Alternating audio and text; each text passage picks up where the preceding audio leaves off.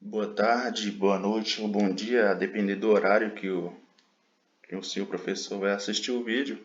Meu nome é Vitor Campos Ribeiro Costa e sou aluno do 10º matutino. Então vamos iniciar aqui de forma breve o trabalho, sem muita enrolação, porque são 2 minutos, né, de acordo com as instruções. Então, o princípio da preservação da empresa e a figura do administrador judicial. Então, o princípio da preservação da empresa, ele é um importante princípio para o direito societário.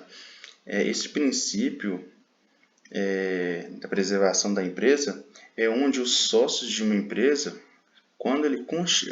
ao constituírem uma sociedade, eles não pretendem naturalmente dissolver essa sociedade, pelo contrário, eles visam a preservação de sua atividade econômica e a consecução daquele objeto social, e obviamente o lucro, né? E durante o percurso dessa sociedade empresária, inúmeras ocorrências possíveis podem acontecer. Várias adversidades ao longo do caminho naturalmente pode ocorrer, e claro que vão ocorrer, como crises econômicas, financeiras, contábeis, políticas, inclusive crises internas entre os próprios sócios. E a solução dessas crises, elas nem sempre são de fácil solução, né? E a legislação e a doutrina e a própria jurisprudência vêm adotando, né, e prestigiando o princípio da preservação da empresa, que é o que vem com o objetivo de manter essas atividades econômicas daquela empresa. O conceito deste princípio, ele abrange da seguinte forma: o foco desse princípio é proteger o núcleo da atividade econômica e, portanto, a fonte produtora de serviços ou mercadorias daquela sociedade empresária, o que reflete diretamente esse objeto social e direciona na busca do lucro. E o intuito desse princípio, ele é sempre o de guiar para o crescimento orgânico daquela empresa, tentando vencer qualquer barreira, seja ela competitiva ou não. E é a partir daquele caso concreto de uma crise, seja lá qual for a adversidade que a sociedade empresária venha enfrentar, que a empresa, né, o núcleo societário deve ser posto em primeiro lugar, preservando aquelas atividades econômicas ali, bem como o que é o principal, a função social daquela empresa e daquela sociedade, né, empresária. Então, dessa forma, acredita-se que é com a preservação da atividade econômica, que é o maior motor para que ocorra a manutenção da empresa, que é possível, assim, chegar a alcançar a função social daquela empresa. Portanto, é um princípio de extrema importância no direito societário. Com a edição da Lei de Falências, foi quando marcou a consagração desse princípio. E aqui, como o senhor pode observar no slide, fala que o rompimento com o enfoque contratual individualista, marcado pela prevalência da vontade dos sócios e controladores. Essa é a ideia de função social da organização empresarial.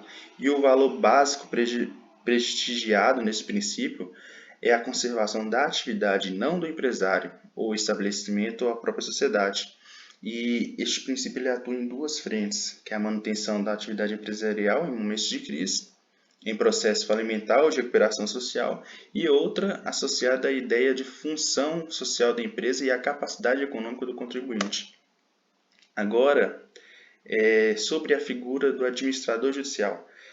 Então, o administrador judicial ele é uma peça fundamental no estudo do processo alimentar, uma vez que ele figura como um auxiliar na relação jurídica que fiscaliza e atua de forma imparcial para que o processo se desenrole de forma organizada ou transparente. Então, vamos simplificar, seguindo de acordo com o slide também.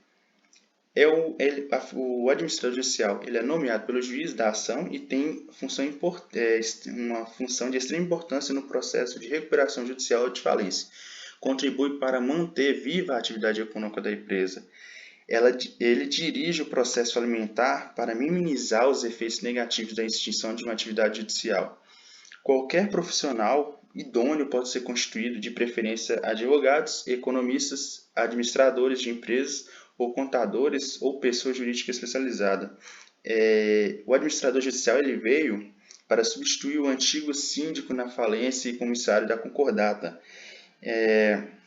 Não pode exercer a função de administrador judicial quem nos últimos 5 anos no exercício do cargo de administrador judicial ou de membro do comitê de credores em falência ou recuperação judicial anterior foi destituído, deixou de apresentar contas dentro dos prazos legais ou teve a prestação de contas desaprovada.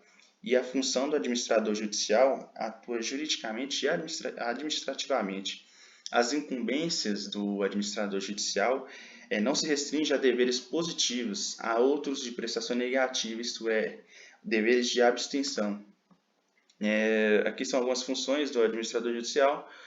Rapidamente aqui, funções comuns, recuperação judicial e na falência. Envio de correspondência aos credores, elaborar a relação de credores, consolidar o quadro geral, requerer ao juiz a convocação da AGC, fornecer extratos dos livros do devedor e funções exclusivas, no caso da falência, arrecadação, avaliação e venda dos ativos, requerendo, se for o caso, a venda antecipada, representar a massa em juízo, examinar a escritura dos livros, receber e abrir a correspondência do devedor e a apresentação do relatório dos 40 dias. Já nas funções, no caso de recuperação judicial, é fiscalizar a administração em observância às disposições do plano, requerendo a falência do devedor em caso de descumprimento, presidiar as AGCs e fornecer relatórios mensais do juiz, além de apresentar relatórios sobre a execução do plano. A lei sobre a nova lei de falências é a Lei 14.112, de 24 de dezembro de 2020. Como o tempo é curto, escasso, então não tem como aprofundar tanto nessa lei. Desde já agradeço